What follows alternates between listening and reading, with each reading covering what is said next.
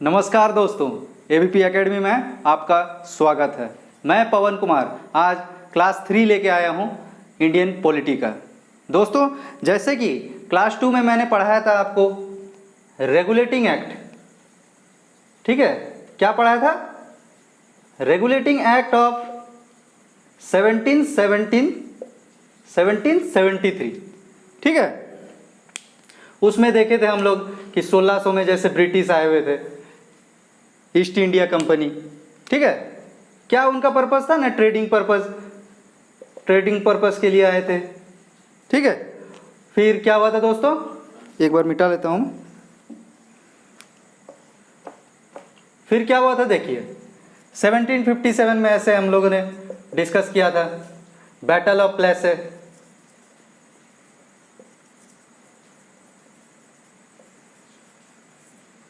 ठीक है। फिर क्या हुआ था 1764 में, बैटल ऑफ बक्सार पढ़ाया था मैंने कल। आपने अगर नहीं देखा होगा तो जाके क्लास 2 देख लीजिएगा, इंडियन पॉलिटी। इसमें क्या आपको थोड़ा इजी हो जाएगा। अभी मैं जो पिट्स इंडिया एक्ट ऑफ 1784 पढ़ाऊंगा उसमें आपको थोड़ा इजी हो जाएगा, ठीक है, सहज हो जाएगा, ठीक है। चलिए, बैटल ऑफ बक्सार ये हम लोगों ने देखा था, जहाँ पे ब्रिटिश की जो ईस्ट इंडिया कंपनी थे उन्होंने विक्ट्री हासिल किया था इन दोनों ही बैटल में, ठीक है। उसके बाद क्या हुआ था दोस्तों, जैसे 1765 में उन्हें क्या मिल गया था? दीवानी राइट्स मिल गया था, ठीक है। दीवानी राइट्स क्या होता है दोस्तों? रेवेन्यू, कल ही बताया था मैंने, रेवेन्यू मिल गया था, ठीक है। रेवेन्यू राइट्स याद रखिएगा, ये सब तो मैंने बता दिया था कल ही। तो आज हम लोग स्टार्ट करने वाले हैं दोस्तों पिट्स इंडिया एक्ट ऑफ 1784, ठीक है। चलिए आगे बढ़ते हैं। तो इस एक्ट में क्या हुआ दोस्तों, ये जो कॉमर्शियल फंक्शन जो था और आपका जो पॉलिटिकल फंक्शन, इन्हें क्या किया गया?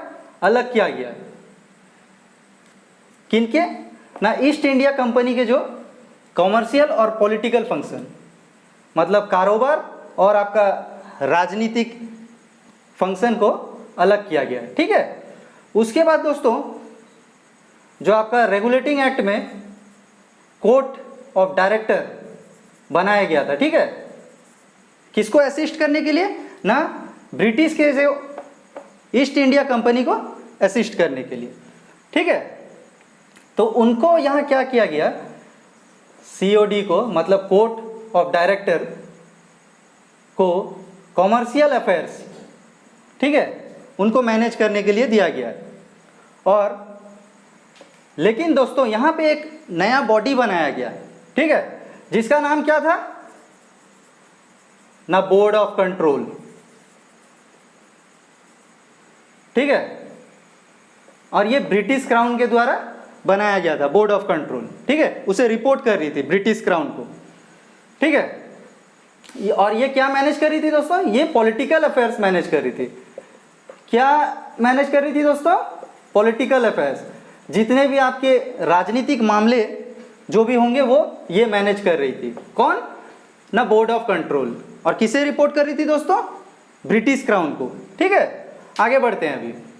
और यहीं से शुरुआत हो गया था दोस्तों एक डबल गवर्नमेंट का। क्या शुरुआत हो गया था दोस्तों?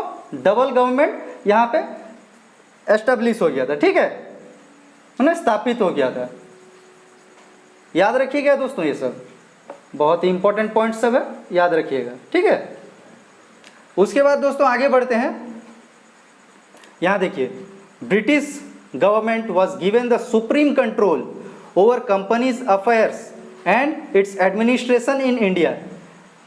यह एक्ट से हमें क्या पता चलता है? जो ब्रिटिश गवर्नमेंट को सुप्रीम कंट्रोल हो दिया गया, ठीक है ना, किसके ऊपर? कंपनीज अफेयर्स, जो अपने ब्रिटिश ईस्ट इंडिया कंपनी के मामले जो थे और अपने एडमिनिस्ट्रेशन, ठीक है, प्रशासनिक मामले जो थे इंडिया में, उसके सुप्रीम कंट्रोल किसे दिया गया दोस्तों? ब्रिटिश गवर्नमेंट को, ठीक है, याद रखिएगा, ठीक है, ठीक है। उसके बाद हम लोग चलते हैं एक्ट ऑफ 1786, क्या है दोस्तों एक्ट ऑफ 1786? आगे बढ़ते हैं, देखते हैं। Lord Cornwallis was appointed as the governor general of Bengal. ठीक है, तो बंगाल के जो गवर्नर जनरल वो कौन थे ना? लॉर्ड कॉर्नवालिस, याद रखिएगा दोस्तों। ठीक है, आगे बढ़ते हैं।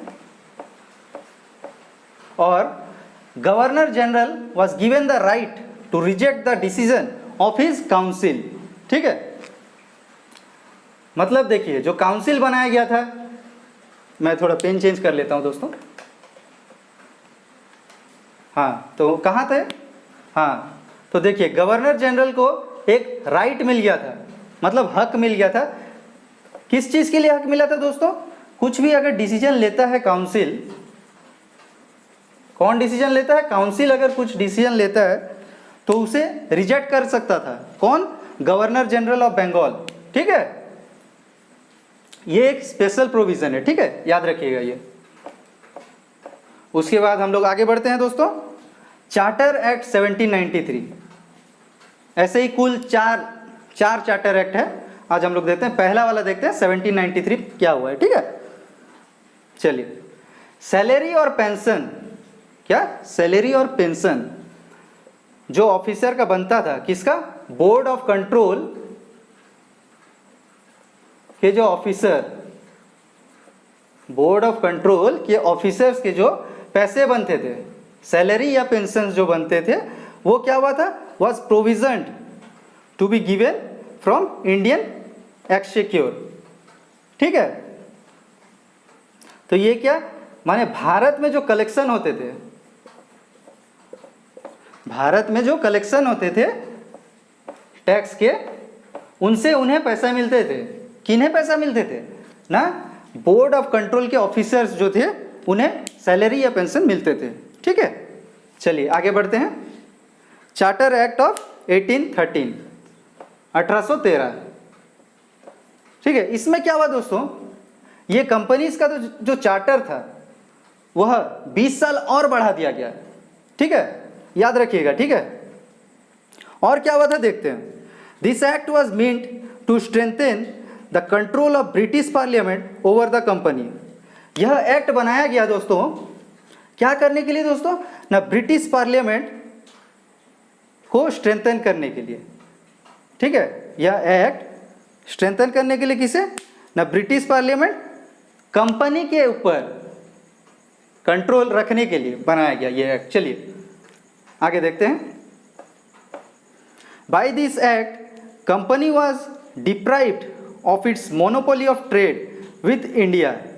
ठीक है, यहाँ पे ख़त्म कर दिया गया ब्रिटिश ईस्ट इंडिया कंपनी के जो मोनोपोली चल रहे थे, माने जो मनमानी चल रहे थे इंडिया में, भारत में, उसे ख़त्म कर दिया गया। ठीक है, लेकिन however it maintained in trade with T and trade with China. ठीक है, लेकिन चाय के मामलों में दोस्तों, चाय और जो चाइना के साथ जो ट्रेड माने कारोबार जो चल रहा था, उसे उन्होंने बरकरार रखा इस एक्ट में। ठीक है, तो चलिए अभी आगे बढ़ते हैं दोस्तों। आगे क्या है देखिए, 2 चार्टर एक्ट हम लोग पढ़ चुके हैं, अभी तीसरा पढ़ने जा रहे हैं। चार्टर एक्ट ऑफ 1833, 1833 में क्या हुआ दोस्तों देखते हैं। ठीक है, governor general of Bengal, governor general of Bengal now become the governor general of India. देखिए क्या हुआ था, देखिए बंगाल के जो गवर्नर जनरल थे उन्हें अभी क्या बनाया गया ना? Governor general of India. ये याद रखिएगा दोस्तों, एग्जाम में आपके आ सकते हैं यहाँ से क्वेश्चन, तो ध्यान से पढ़िए। ठीक है, उसके बाद क्या हुआ दोस्तों, जैसे ही ये गवर्नर जनरल ऑफ इंडिया बन गए, क्या हुआ, इन्हें सिविल और मिलिट्री पावर इन इंडिया में जो था, भारत में जो था, उन्हें मिल गया। ठीक है, मतलब क्या, नागरिक और सैन्य पावर जो थे, शक्ति, सैन्य शक्ति जो थे इंडिया में, वो उन्हें मिल गए। ठीक है, तो first governor general of India कौन थे दोस्तों, बता सकते हो आप? चलिए मैं बता देता हूं। चलिए देखिए, लॉर्ड विलियम बेंटिक उस समय के फर्स्ट गवर्नर जनरल थे। कहाँ के? इंडिया के, भारत के फर्स्ट गवर्नर जनरल। याद रखिएगा, ये एग्जाम में आपके गिर सकते हैं। ठीक है, आगे बढ़ते हैं। चलिए, and thus the governors of Bombay and Madras were deprived of their legislative powers.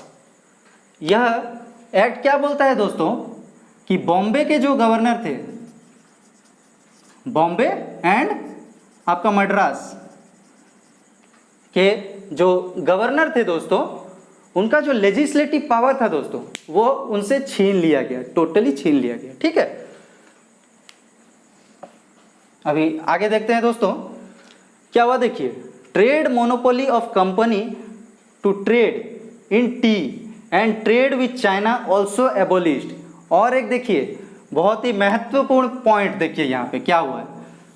मतलब जो मोनोपोली चलते आ रहा था कंपनी का, ईस्ट इंडिया कंपनी का, वो जो कारोबार चलते आ रहा था दोस्तों, देखिए चाय के साथ और चाइना के साथ, वो भी हटा दिया गया, खत्म कर दिया गया। जो हम लोग देखे थे दोस्तों पिछले एक्ट में, जो देखे थे कि चाय के मामलों और चाइना के साथ जो कारोबार चल रहा था, ठीक है, वो यहाँ पे बरकरार था। तो यहाँ पे क्या हुआ, नेक्स्ट चार्टर एक्ट ऑफ 1833 में क्या हुआ दोस्तों, देखिए वो चाय और जो चाइना के साथ जो कारोबार चलते आ रहा था, उन्हें भी एबोलिश कर दिया गया, मतलब खत्म कर दिया गया। ठीक है, उसके बाद देखिए, by this act slavery, slavery मतलब होता है दासी, ठीक है, was declared as an illegal practice. मतलब क्या होता है दोस्तों, देखिए स्लेवरी मतलब मैंने बताया दासी। ठीक है, तो दासी को क्या किया उन्होंने, एक इलीगल प्रैक्टिस बोल के बोला गया वहां पे इस एक्ट के द्वारा। ठीक है, और जो कि दोस्तों फाइनली कब एबोलिश किया गया, मतलब खत्म किया गया 1843 में। देखिए मतलब यहाँ देखिए 10 साल लग गए उन्हें खत्म करने में, 10 साल लग गए दोस्तों। पहले से यहाँ डिक्लेयर हो गया था, मतलब बोल दिया गया था कि यह है एक इलीगल प्रैक्टिस है, लेकिन इसे कब खत्म किया गया, 1843, मतलब करीब 10 साल लिए गए। ठीक है, चलिए आगे बढ़ते हैं। उसके बाद देखते हैं दोस्तों चार्टर एक्ट 1853 में क्या हुआ, देखते हैं। देखिए ये जो चार्टर एक्ट 1853 है, यह अंतिम चार्टर एक्ट था। ठीक है, तो देखिए यहाँ क्या लिखा है, देखिए देखते हैं। First time this act separated the legislative and executive functions of governor generals council. यह क्या किया गया है दोस्तों, पहली बार यह जो एक्ट था वह सेपरेट कर दिया, किसे ना, लेजिस्लेटिव और क्या, आपका एग्जीक्यूटिव फंक्शंस को। ना किसके फंक्शंस दोस्तों, ये गवर्नर जनरल्स काउंसिल के। ठीक है, पहले क्या था दोस्तों, ये जो लेजिस्लेटिव एंड एग्जीक्यूटिव एक ही बॉडी हैंडल करते थे, कौन ना, गवर्नर जनरल हैंडल करते थे। अभी क्या हुआ दोस्तों, इन्हें ये दोनों फंक्शंस को अलग कर दिया गया। ठीक है, यह एक्ट से हमें यह पता चलता है। ओके, आगे बढ़ते हैं।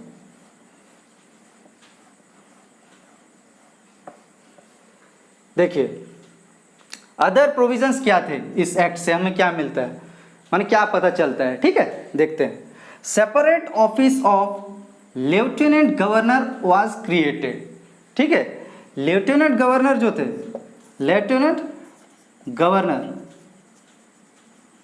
के जो ऑफिस थे, जो कार्यालय थे दोस्तों, जहां पे वो काम करते थे, कार्यालय, वह क्या किया गया, सेपरेट कर दिया गया, सेपरेट बनाया गया, क्रिएटेड, सेपरेट बनाया गया दोस्तों। ठीक है, उसके बाद आगे बढ़ते हैं। Strength of court of directors was reduced from 24 to 18। उनका जो दोस्तों एक नंबर था, कितना नंबर था दोस्तों, पहले 24 नंबर थे, ठीक है, स्ट्रेंथ, मतलब 24 जन जो थे उन्हें अब घटा के 18 कर दिया गया, ठीक है, याद रखिएगा दोस्तों, ठीक है। आगे बढ़ते हैं।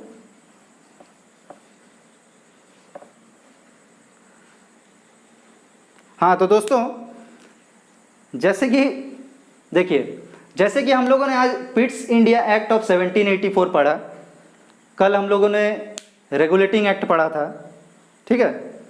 तो पिट्स इंडिया एक्ट से मैं एक आपको क्वेश्चन देना चाहूँगा, देखिए मैं पढ़ देता हूँ, ठीक है। Which one of the following was created by the Pitt's India act. यह दोस्तों SSC CHSL का क्वेश्चन है जो कि 4 नवंबर 2012 को आया था, ध्यान से देखिएगा इसीलिए, ठीक है। इसलिए मैं बोलता हूँ मैं जो पढ़ा रहा हूँ वो आप थोड़ा कॉपी पेन लेके थोड़ा नोट कीजिए, मतलब ये इंपॉर्टेंट पॉइंट सभी मैं बताता हूँ, महत्वपूर्ण पॉइंट सब है जो मैं आपको बताता हूँ। क्या आप कॉपी में थोड़ा पॉइंट बना के लिखोगे ना, उसमें क्या आपका इंटरेस्ट भी अच्छा से जगेगा और एक माइंड सेटअप भी अच्छा से रहेगा, ठीक है। हाँ तो दोस्तों देखिए, which one of the following was created by the Pitt's India act, ठीक है, ये 4 नवंबर 2012 का है, CHSL का क्वेश्चन। देखते हैं इसका ऑप्शंस, देखते हैं। Court of directors, board of control, board of revenue, standing council. देखिए मैं और एक बार बता देता हूँ ऑप्शंस क्या है। Court of directors, board of control, board of revenue, standing council, ठीक है। ये मैं आपको होमवर्क देता हूँ दोस्तों, और अगर आपको आता है तो आप कमेंट कर सकते हैं कमेंट सेक्शन में, और अगर नहीं आता है तो मैं तो कल बताने ही वाला हूँ दोस्तों, क्लास जो कि हमारे 4 होने वाले हैं, मतलब 4th क्लास होने वाले हैं इंडियन पॉलिटी के, मैं वहाँ पे बता दूंगा, कोई टेंशन लेने का दरकार नहीं है, ठीक है ना।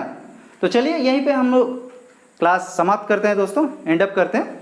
और एंड अप करने से पहले दोस्तों मैं बताना चाहूँगा कि यह क्लास बहुत ही मज़ेदार होने वाला है, हम लोग धीरे धीरे चलने वाले हैं, ठीक है, धीरे धीरे मतलब आगे बढ़ेंगे दोस्तों इस इंडियन पॉलिटी में। इंडियन पॉलिटी क्या है दोस्तों, बड़ी मज़ेदार सब्जेक्ट है, और हम लोग इसे अगर थोड़ा थोड़ा करके पढ़ेंगे तो बड़ी मज़ा आएगा दोस्तों। इंडियन पॉलिटी सब्जेक्ट ही ऐसा है, ठीक है।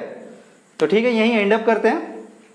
और दोस्तों मैंने जो होमवर्क दिया है ये आप कर लीजिएगा, और अगर आता है तो आप कमेंट कर सकते हैं, और नहीं आता तो मैं तो कल तो बताने वाला हूँ दोस्तों, कोई टेंशन लेने का है नहीं। और दोस्तों देखिए ऐसे ही मैं क्लास लाने वाला हूँ, लगातार लाने वाला हूँ, और अगर आपको यह वीडियो अच्छा लगे दोस्तों तो अपने दोस्तों के साथ शेयर करें, और हमारे चैनल को दोस्तों सब्सक्राइब करें, क्योंकि हम लोग बहुत मेहनत करते हैं दोस्तों ऐसे क्लास बनाने में। कंटेंट जैसे कि हम लोगों ने आपको बताया कि क्रिस्टल क्लियरिटी रहेगा, पूरा कंसेप्चुअल क्लैरिटी पूरा रहेगा दोस्तों, कंसेप्ट आपका क्लियर होगा जो भी मैं बताऊंगा। और जितना भी हम लोग पढ़ रहे हैं, देखिए थोड़ा सा पढ़ रहे हैं लेकिन उसमें क्वालिटी होना चाहिए दोस्तों, ठीक है। तो देखिए दोस्तों मेरा आपसे एक रिक्वेस्ट है दोस्तों, वीडियो को आप लाइक करें, शेयर करें अपने दोस्तों के साथ, और सब्सक्राइब करें दोस्तों। थैंक यू, जय हिंद।